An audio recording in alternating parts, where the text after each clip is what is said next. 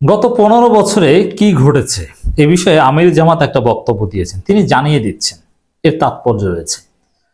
আমির জামাত যেখানে যাচ্ছেন জনগণের ব্যাপক আগ্রহ, আমির জামাতকে ঘিরে একটা একটা হাইপ তৈরি হয়েছে, একটা উচ্ছ্বাস চলছে। সিনেমার লোকজনও আমির জামাতের প্রশংসা করছেন। যারা জামাতকে দু চোখে দেখতেও পারেন না, তারাও এখন আমির জামাতের সাম্প্রতিক ভূমিকায় মুগ্ধ। দেশের এক প্রান্ত থেকে আরেক প্রান্তে আর্তমানবতার সেবায় তিনি ছুটে চলছেন, নানান কথাবার্তা বলছেন। তিনি মানবতার সেবায় নিজেকে নিয়োজিত করেছেন এবং এর ফাঁকে ফাঁকে কিছু রাজনৈতিক কথা বলছেন, এটা তাৎপর্যপূর্ণ।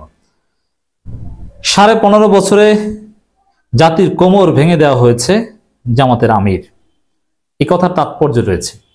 এর মানে অন্যদিকে জামাতের সেক্রেটারি জেনারেল একই দিনে বলেছেন যে এই সরকারকে আমরা সময় দিতে চাই রাষ্ট্র গঠনের জন্য, মেরামতের জন্য। এর মানে যেভাবে কোমর ভেঙে দেওয়া হয়েছে, এই কোমর ভেঙে দিলে তো আর এটা রাতারাতি সোজা করা যায় না। এর মানে আমাদের সমস্যাগুলো রাতারাতি সমাধান হবে না, সময় দিতে হবে, ধৈর্য ধরতে হবে, সময় লাগবে। এটাই হচ্ছে আমির জামাতের বক্তব্যের তাৎপর্য।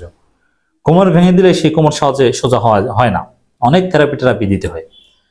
জামাত ইসলামের আমির ডাক্তার শফিকুর রহমান বলেছেন, 17.5 বছর জাতির ঘাড়ে দুর্বিষহ বোঝা চাপিয়ে রাখা হয়েছিল। প্রথম 2 বছর আওয়ামী লীগের আন্দোলনের ফসল মঈন ফখরুদ্দিন সরকার, তার পরের 15 বছর সরাসরি তারা নিজে। এই 15.5 বছর জাতির কোমর ভেঙে দেওয়া হয়েছে। আমরা 15 বছরের কথা যদি বলি, এই 15.5 বছর বাদ দিয়ে 15 বছর যদি বলি, যা ঘটেছে আমির জামাতের এমন বক্তব্য, এটা আমাদের জন্য অশনি সংকেত যে আমাদের প্রত্যাশা খুব শীঘ্রই পূরণ হবে তা না, আমাদের ধৈর্য ধরতে হবে। আমাদেরকে অসুস্থ বানিয়ে দিয়ে গেছে হাসিনা, আমাদের চিকিৎসা করতে হবে। তিনি মৌলভীবাজারের রাজনগর উপজেলা কলেজ পয়েন্টে বন্যা কবলিত মানুষের মাঝে ফুডপ্যাক উপহার প্রদানের সময় তিনি সব কথা বলেন। একটা বড় দলের বা দ্বিতীয় বৃহত্তম দলের প্রধান যে পরিমাণ সফর করছেন, বাংলাদেশে কোনো দলের প্রধান এত সফর অতীত, এমনকি অতীতের জামাতের আমিররাও এত সফর করেননি বা করতে পারেনি।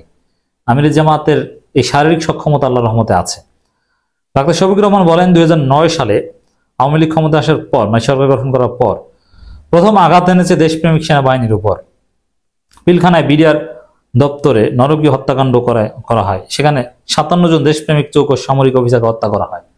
আপনাদের অবগতির জন্য জানাচ্ছি দর্শক, এই 57 অফিসারদের মধ্যে একটা বড় অংশ ছিল জামাতপন্থী, ইসলামপন্থী। এই জন্যই তাদেরকে পরিকল্পিতভাবে হাসিনা সরিয়ে দিয়েছে। এই 57 জনকে হত্যা না করলে হাসিনার নানান অপকর্মের সময় সেনাবাহিনী হয়তো হস্তক্ষেপ করত। এই জন্যই ভারতের প্রেসক্রিপশনে 57 জনকে হত্যা করা হয়, তাদের পরিবারের সদস্যদের জীবন হরণ করা হয়, তাদের হত্যা করে ড্রেনে ভাসিয়ে দেওয়া হয়। মর্মান্তিক এই দৃশ্যের কষ্ট জাতি বয়ে বেড়াচ্ছে, এজন্য হাসিনার বিচার হবে।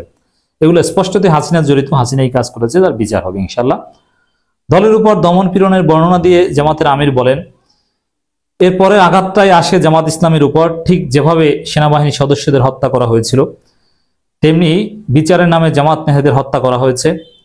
আমাদের হাজার হাজার নেতাকর্মীকে পঙ্গু করা হয়েছে, 2-1 জনের জীবন্ত দেহ থেকে চোখ উপড়ে ফেলা হয়েছে। থানায় সুস্থ মানুষকে ধরে নিয়ে মেঝেতে ফেলে সুস্থ মস্তিষ্কে গুলি করে পা বিচ্ছিন্ন করা হয়েছে। হাজার হাজার মামলায় লাখ লাখ কর্মীকে জেলে নেওয়া হয়েছে। দোকানপাট লুট করা হয়েছে, বাড়িঘর বুলডোজার দিয়ে ভেঙে ফেলা হয়েছে, চাকরি থেকে আমাদের লোকদের বরখাস্ত করা হয়েছে। এই গত 15 বছরে হাসিনা কি করেছে, আমির জামাতের বর্ণনা, এটা আমি মনে করি শিক্ষা। হিসাব নেওয়ার সময় এসেছে, হিসাব নিতে হবে এগুলোর। চলমান বন্যা পরিস্থিতি বিষয়ে তিনি বলেন, আমরা 53 বছর ধরে শুনে আসছি ভারত আমাদের প্রতিবেশী বন্ধু। এবার তারা পানি ছাড়লো, কিন্তু আমাদের বললও না। আমরা বাধ্য হয়ে পানি ছাড়ছি, আপনারা একটু সতর্কতা অবলম্বন করুন। এটা কিন্তু প্রতিবেশীর শিষ্টাচার, কিন্তু উজানের কোনো দেশ আকস্মিক পানি ছেড়ে দেয়নি এবং ভাটির দেশকে না জানিয়ে, তাহলে এটা শাস্তিযোগ্য অপরাধ। আমরা তাদের শাস্তি চাচ্ছি না, আমরা শান্তিপূর্ণভাবে 2 প্রতিবেশী দেশ একসঙ্গে বসবাস করতে চাই। আশা করি ভবিষ্যতে তারা এই বিষয়গুলো খেয়াল রাখবেন। দেখেন, অনেকে মনে করে যে জামাত ক্ষমতায় আসলে এই হবে সেই হবে, ভারতের সাথে সম্পর্ক থাকবে না, ভারত পারমাণবিক বোমা মারবে, নানান কিছু না। জামাত ভারতের সাথে সুসম্পর্কে বিশ্বাসী। জামাতের আকীদা কি ভারত সম্পর্কে কতটা শান্তিপূর্ণ, আমির জামাতের বক্তব্যে স্পষ্ট প্রমাণিত হয়েছে। অথবা আমির জামাতের এই বক্তব্য তাৎপর্যপূর্ণ।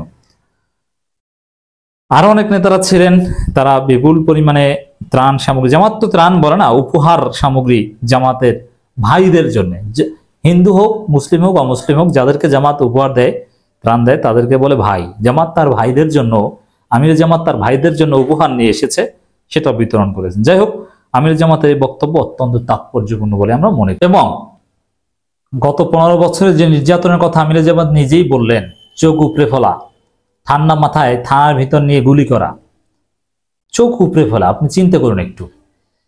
এগুলো আমাদেরকে ভুলে গেলে হবে না, এগুলো আমাদের মনে রাখতে হবে, এগুলো আমাদের হিসাব নিতে হবে। অতএব হিসাব নেয়ার জন্য তালিকা করুন।